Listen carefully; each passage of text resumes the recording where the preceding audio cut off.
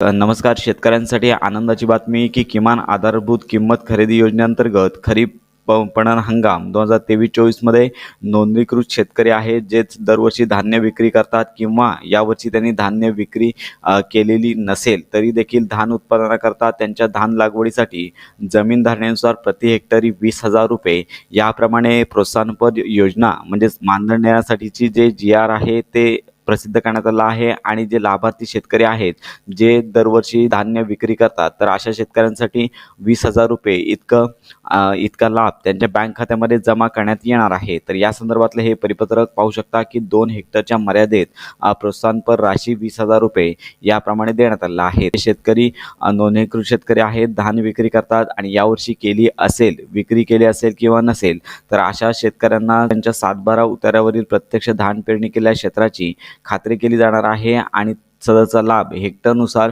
₹20,000 इतका दिला जाणार आहे. तर यामध्ये महत्त्वाची बातमी म्हणजेच येथे 2 हेक्टरच्या मर्यादेत म्हणजेच तुमचं जर क्षेत्र 2 हेक्टरच्या वरती असेल तरी देखील ₹40,000 इतकं अनुदान तुम्हाला जो लाभ आहे तो तुम्हाला मिळणार आहे. तर ही महत्त्वाची माहिती इतरांपर्यंत नक्की शेअर करा.